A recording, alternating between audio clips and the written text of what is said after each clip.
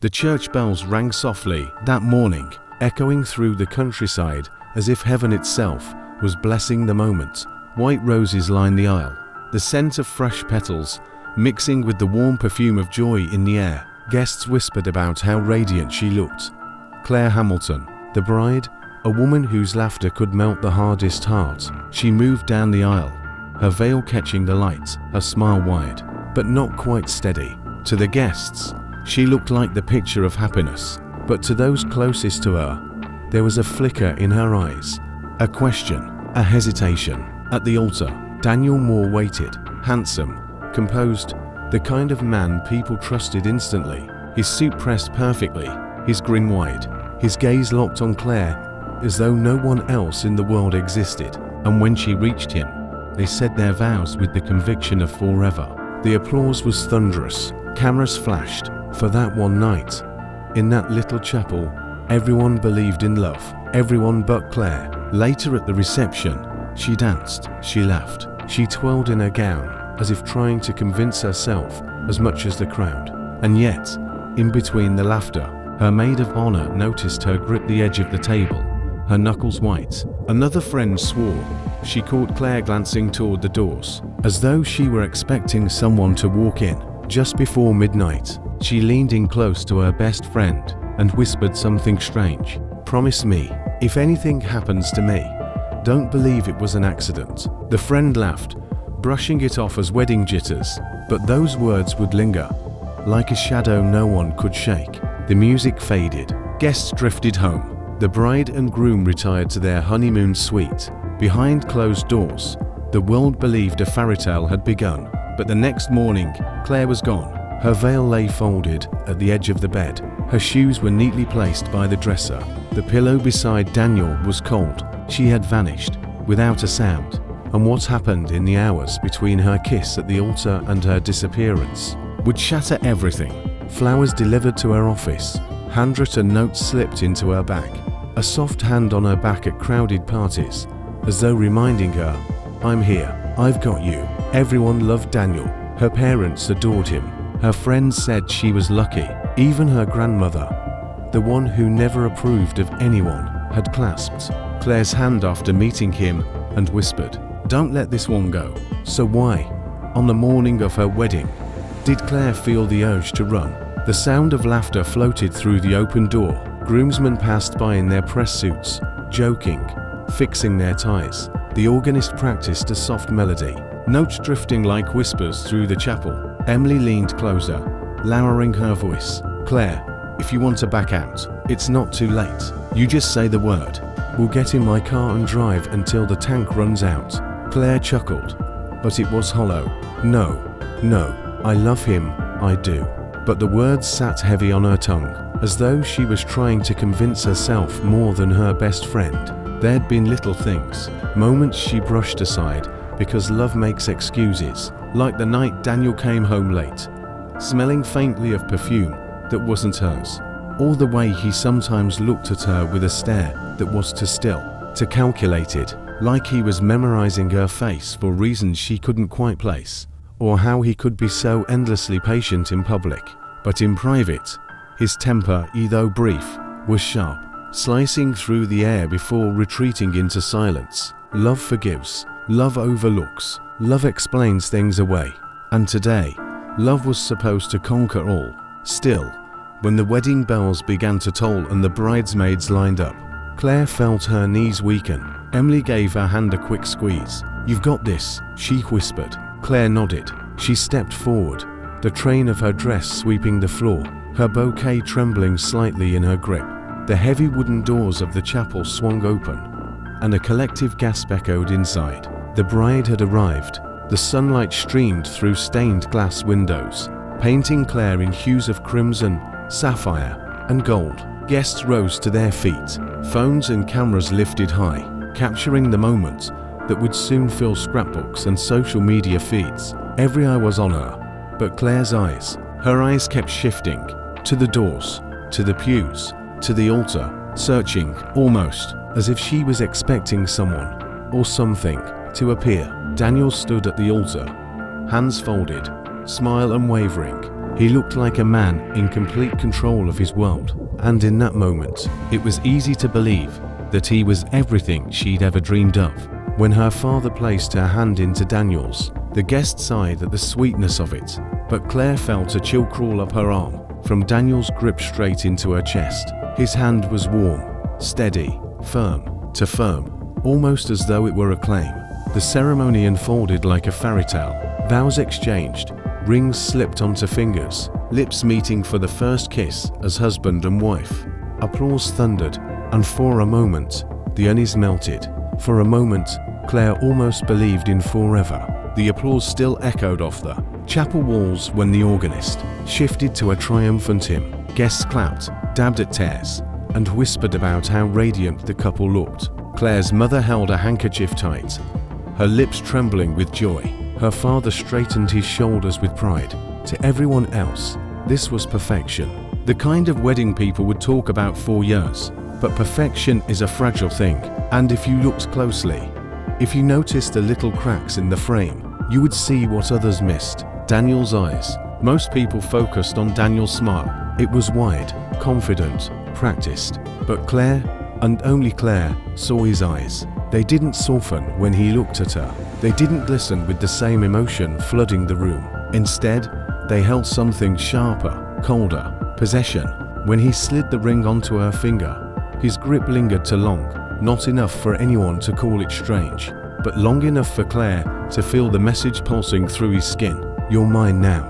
And when she returned the gesture, her fingers trembled. She nearly dropped the band. Guests laughed it off as nerves, but Emily, standing close, clutching the bouquet, caught it.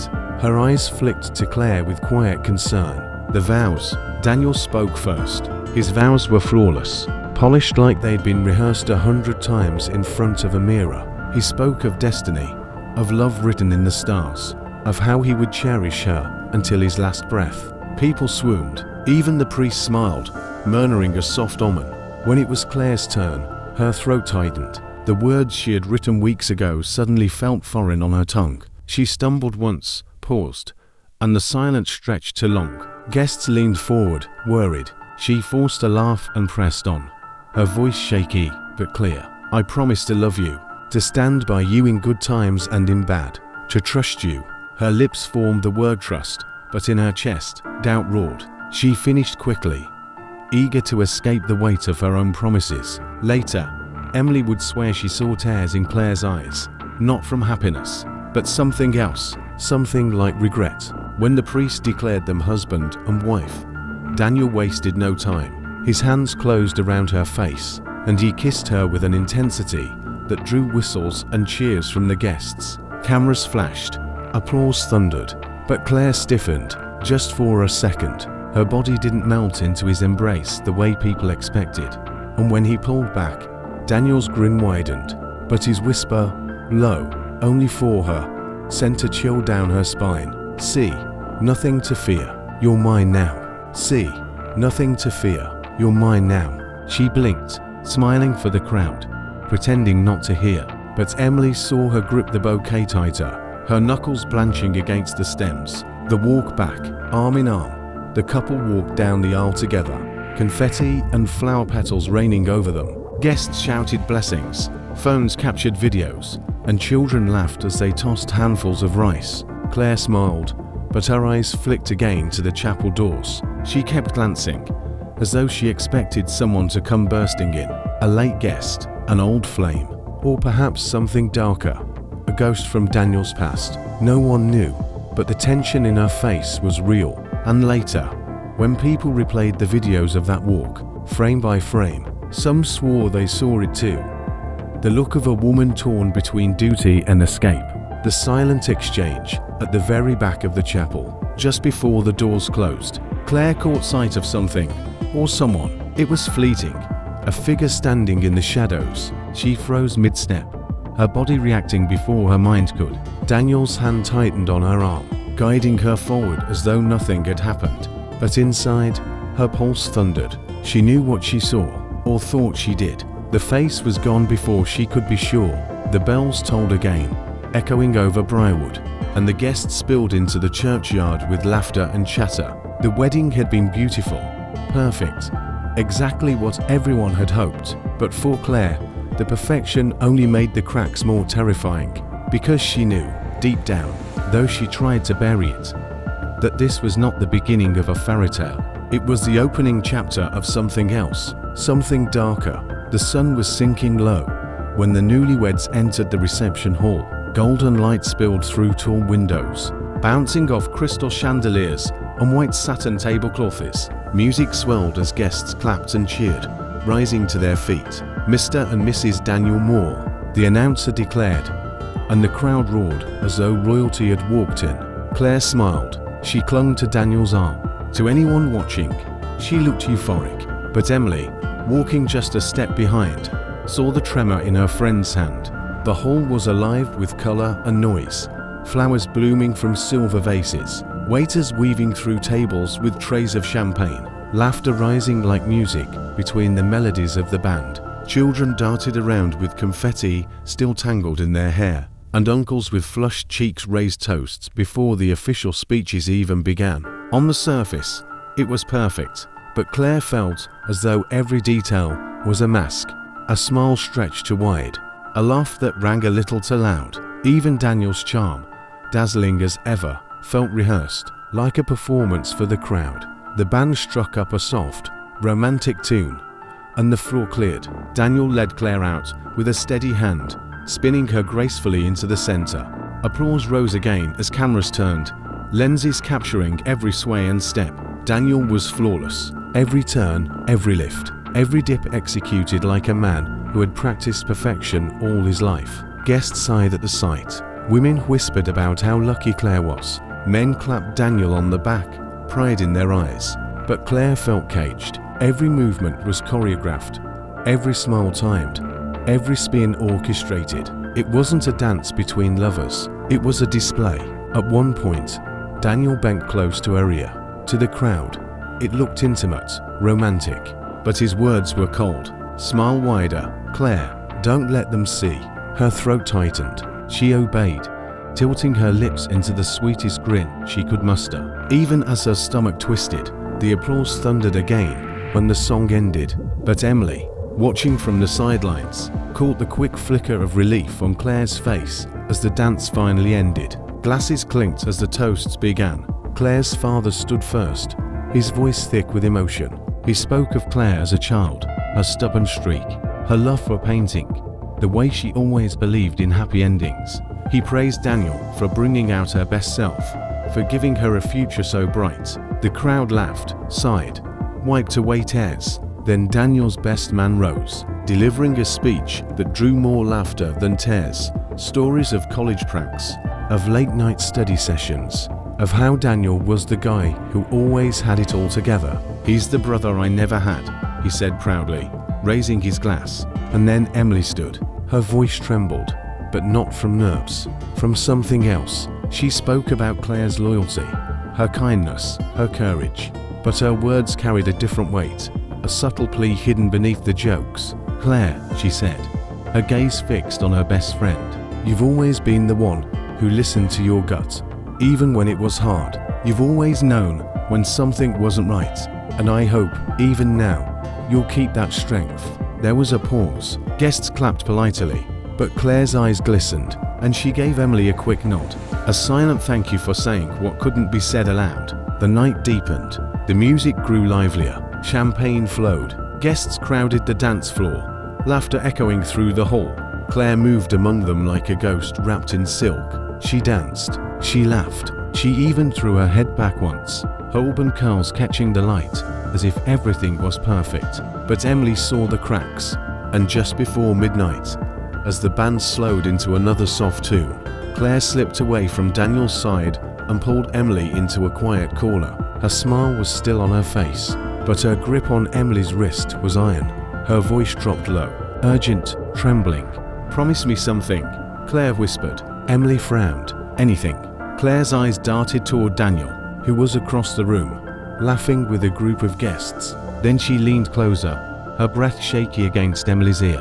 She raised her glass, her smile practiced. "To us." The crystal clinked, echoing louder than it should have in the silence. They sat together on the edge of the bed, sipping quietly. At first, Daniel was charming, as he always was in public. Soft jokes, gentle touches, whispered plans for the future. But as the minutes ticked by, his tone shifted. His touches lingered too long. His gaze sharpened. "You were beautiful today," he said suddenly. Not tender, not admiring, possessive. "Everyone saw. Everyone knows you're mine now." Claire forced a smile. "Yes, everyone saw."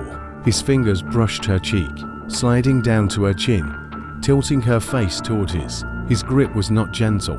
"No more doubts, Claire. No more second thoughts." Her pulse quickened. She laughed lightly, trying to defuse the tension. "Of course not. I'm yours, Daniel." But he didn't laugh. His eyes bored into hers, searching, measuring. Finally, he kissed her forehead and released her chin. "Good." Hours later, when Daniel drifted into sleep, Claire sat awake in the flickering glow of the last candle. She stared out the window at the dark stretch of countryside beyond the town lights. The world outside looked free, open, endless. Her reflection in the glass looked like a stranger, a bride dressed in silk, but with eyes that carried fear. Emily's face flashed in her mind. Her whisper, "Promise me, if anything happens to me." Her chest tightened. She pressed her hand to the cold glass, as if reaching for an escape that wasn't there. Then, just as she lowered her hand, she thought she saw something move in the distance. A shadow, standing too still, watching. Her breath caught. She blinked. The figure was gone. Was it her imagination, or had someone truly been there? Claire returned to the bed, her body tense as she slipped beneath the covers beside Daniel. He stirred, pulling her close in his sleep. His arm weighed heavy across her chest, pressing her down, pinning her. She stared at the ceiling, her eyes wide, her breath shallow. And in that moment, something inside her broke. The illusion, the hope, the dream of happily ever after. She knew this was not the life she wanted. This was not the man she thought he was. And yet, it was too late. Her last conscious thought before her eyes closed was of Emily's face, her best friend's promise hanging unspoken between them. "If anything happens to me." By dawn, the room was quiet. The champagne glasses sat half empty on the dresser. The roses had begun to wilt in the candle smoke. And Claire Hamilton was gone. Her veil lay folded neatly on the dresser. Her shoes were placed by the wall. Her side of the bed was untouched, the pillows still cold. Daniel woke alone, and the fairy tale ended before it ever truly began. Act 5. The Vanishing. The empty bed. Daniel awoke to sunlight cutting across the heavy curtains, his head thick from champagne. He reached for Claire, expecting her warmth beside him. She raised her glass, her smile practiced. "To us." The crystal clinked, echoing louder than it should have in the silence. They sat together on the edge of the bed, sipping quietly. At first, Daniel was charming, as he always was in public. Soft jokes, gentle touches, whispered plans for the future. But as the minutes ticked by, his tone shifted. His touches lingered too long. His gaze sharpened. "You were beautiful today," he said suddenly. Not tender, not admiring, possessive. "Everyone saw. Everyone knows you're mine now." Claire forced a smile. "Yes, everyone saw." His fingers brushed her cheek, sliding down to her chin, tilting her face toward his. His grip was not gentle. "No more doubts, Claire. No more second thoughts." Her pulse quickened. She laughed lightly, trying to defuse the tension. "Of course not. I'm yours, Daniel." But he didn't laugh. His eyes bored into hers, searching, measuring. Finally, he kissed her forehead and released her chin. "Good." Hours later, when Daniel drifted into sleep, Claire sat awake in the flickering glow of the last candle. She stared out the window at the dark stretch of countryside beyond the town lights. The world outside looked free, open, endless. Her reflection in the glass looked like a stranger, a bride dressed in silk, but with eyes that carried fear. Emily's face flashed in her mind. Her whisper, "Promise me, if anything happens to me." Her chest tightened. She pressed her hand to the cold glass, as if reaching for an escape that wasn't there. Then, just as she lowered her hand, she thought she saw something move in the distance. A shadow, standing too still, watching. Her breath caught. She blinked. The figure was gone. Was it her imagination, or had someone truly been there? Claire returned to the bed, her body tense as she slipped beneath the covers beside Daniel. He stirred, pulling her close in his sleep. His arm weighed heavy across her chest, pressing her down, pinning her. She stared at the ceiling, her eyes wide, her breath shallow, and in that moment, something inside her broke. The illusion, the hope, the dream of happily ever after. She knew this was not the life she wanted. This was not the man she thought he was. And yet, it was too late. Her last conscious thought before her eyes closed was of Emily's face, her best friend's promise hanging unspoken between them. If anything happens to me. By dawn, the room was quiet. The champagne glasses sat half empty on the dresser. The roses had begun to wilt in the candle smoke. And Claire Hamilton was gone. Her veil lay folded neatly on the dresser. Her shoes were placed by the wall. Her side of the bed was untouched, the pillows still cold. Daniel woke alone, and the fairy tale ended before it ever truly began. Daniel awoke to sunlight cutting across the heavy curtains, his head thick from champagne. He reached for Claire, expecting her warmth beside him, but his hand found only the cool press of the sheets. He blinked, groggy, sitting up. The bed was untouched on her side, the pillow still smooth, the blanket folded neatly back. Claire, his voice cracked against the silence. He rose, pulling on his shirt, checking the bathroom. Empty. The suite was pristine, as though no bride had ever entered. Her veil still rested on the dresser, untouched. Her shoes lined neatly against the wall. Her bouquet lay on the vanity, petals curling at the edges. But Claire herself was gone. Daniel's first thought was irritation. He imagined her wandering the hotel grounds, needing space, a bad habit of hers, he told himself. Always disappearing when things mattered most. He paced the suite, muttering, rehearsing. She's dramatic. She come back. She always does. But as the minutes stretched into hours, irritation bled into something else. Fear. Finally, he called the front desk. This is Daniel Hamilton. My wife Claire, she's not in the room. She must have gone out early. Can you check if anyone saw her leave? The clerk hesitated. Sir, it's only 6:30 a.m. Most guests are still asleep. Daniel's jaw tightened. Then wake them. Check the cameras. Do something. Across the inn, Emily woke in her room, her head pounding from too much wine and too little sleep. She stretched, sat up, and reached instinctively for her phone. A missed call from Claire. Time 2:17 a.m. Her chest tightened. She hit play on the voicemail, but there was only silence, a faint rustling. Then, just before the line cut off, a whisper. Emily.